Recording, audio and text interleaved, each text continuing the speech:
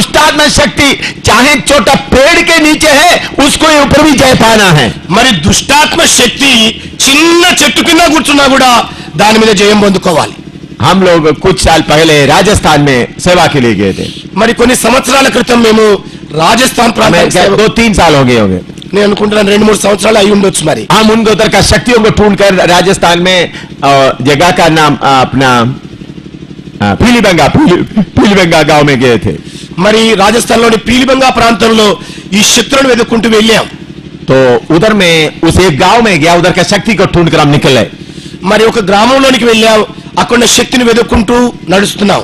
मंदिर में बाकी जगह में सब गया, మందిరాల్లోకి ఇతర స్థలాల్లోకి వెళ్ళాం. एक अच्छा मंदिर बनाया था, बहुत सुंदर, बहुत करोड़ों रुपया लेकर बनाया हुआ एक मंदिर था। మరి ఒక మందిరం కట్టబడిందని చూస్తే ఎన్నో లక్షల రూపాయలు ఖర్చు పెట్టి करोड़ों కోట్ల కొలది రూపాయలు ఖర్చు పెట్టి సర్వాంగ సుందరంగా కట్టారు. मैं उसके अंदर देखा तो उसके अंदर शक्ति नहीं है।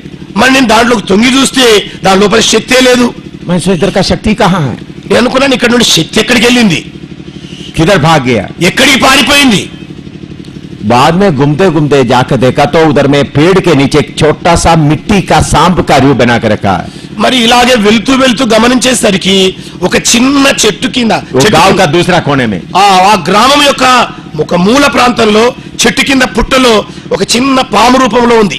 है ना, एक मिट्टी का एक बना के रखा हुआ है। ఆ మట్టి రూపంలో నిర్మించబడి ఉంది. मैं जाकर देखा तो उधर बैठा है। నేను వెళ్ళి చూసేసరికల్లా అక్కడ కూర్చొని ఉంది. बड़ा उस शहर का प्रधान और बाप पार्टी उधर बैठा हुआ है। మరి ఆ పట్టణం యొక్క అధికారి వారి శక్తులు అక్కడ కూర్చొని ఉన్నాయి.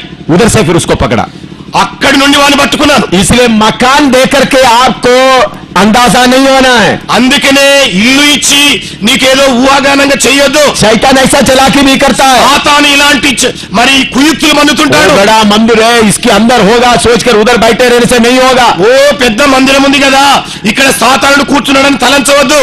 घूमते आत्मा में देखना किधर बैठा है। తిరుగుతూ మరి ఆత్మలో గ్రహించాలి సాతాను శక్తి ఎక్కడ కూర్చొని ఉన్నాడు. कभी कोई पेड़ के नीचे, कोई पत्थर के पास, कोई झाड़ी में या कहीं कूड़ा लगा है, ऐसा जगह में भी बैठ जाता है। మరి చెట్టు కింద కూర్చున్నాడా, పుట్టలో కూర్చున్నాడా, లేకపోతే బండ కింద కూర్చున్నాడా, లేకపోతే మురికి పెంట దగ్గర కూర్చున్నాడా, ఇలాగా పరిశోధిస్తూ వెళ్ళాలి. आत्मा में पहचान कर लड़ना है। మరి ఆత్మలో గుర్తిస్తూ యుద్ధం చేయాలి.